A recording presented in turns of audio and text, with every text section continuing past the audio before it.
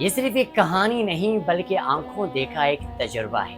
ایک گھر میں 2 بیٹے اور 5 بیٹیاں ہوتی ہیں۔ دونوں بیٹوں میں سے کوئی ایک بیٹا باہر کسی لڑکی کے ساتھ افیئر چلاتا ہے اور بات گھر تک پہنچ جاتی ہے اور گھر والوں کا ری ایکشن کچھ یوں ہوتا ہے: بیٹا وہ لڑکی کون ہے، کہاں سے ہے، ذرا تصویر دکھائیے گا۔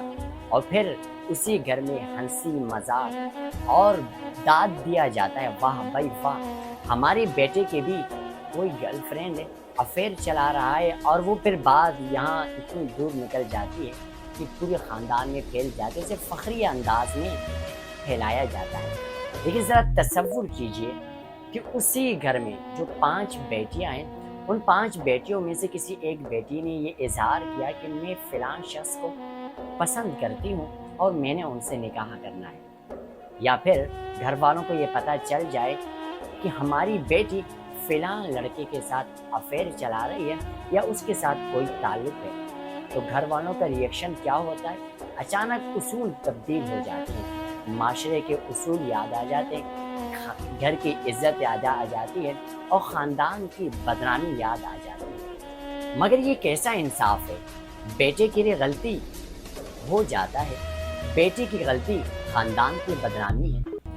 یہی وہ دوہرا معیار ہے جو ہمارے معاشرے میں بیٹھا ہوا ہے۔ جب بیٹے کو آپ گھر میں یہ کہتے ہیں کہ بیٹا ہے، غلطی ہو جاتی ہے، تو وہ سوسائٹی میں جا کر ریپ کرتا ہے۔ اور ریپ کرتے وقت وہ یہ نہیں دیتا کہ یہ 8 ماہ بچی ہے یا پھر 18 سالہ ایک نوجوان لڑکی ہے۔ اور جب بیٹی کے ساتھ زیادتی ہو جاتی ہے، اس سے یہ غلطی ہو جاتی ہے، اس لیے کہ اسے یہ کہا جاتا ہے کہ آپ کی غلطی خاندان کی بدنامی ہے، تو وہ اسی خاندان کے بدنامی کی وجہ سے اپنی غلطی کسی کے ساتھ شیئر نہیں کرتی۔ اس کے پاس صرف 2 آپشن ہوتے ہیں۔ پہلا آپشن وہ جا کے سوسائڈ کر لیتی ہے، اور دوسرا آپشن وہ خاموش رہ کر اپنے آپ کو اندر سے ختم کر دیتی ہے۔ ہمیں اپنے بیٹوں کو عورت کے بارے میں احترام، رضامندی اور حدود کا شعور نہیں دیتے، لیکن اپنی بیٹیوں سے مکمل خاموشی اور فرما برداری کی توقع رکھتے ہیں۔ ہمیں یہ سمجھنا ہوگا کہ بیٹا ہو یا بیٹی، غلط کام غلط ہی ہوتا ہے، اور کسی بھی عورت کی مرضی کے خلاف کسی کے ساتھ زیادتی، تشدد یا جنسی جرم کی کوئی توجیہ ہو ہی نہیں سکتی۔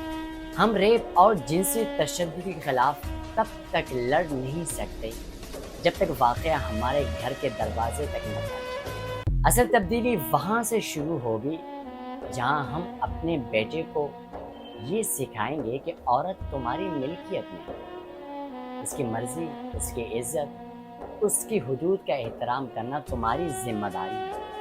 عورت تب تمہاری ملکیت بنے گی جب تم ان کے ساتھ نکاح کرو گے، اور نکاح سے پہلے وہ آپ کی ذمہ داری ہے، چاہے وہ آپ کی بہن ہو، چاہے آپ کی ماں ہو، چاہے آپ کا رشتہ دار یا پھر کوئی بھی عورت ہو، کیونکہ عورت ہے۔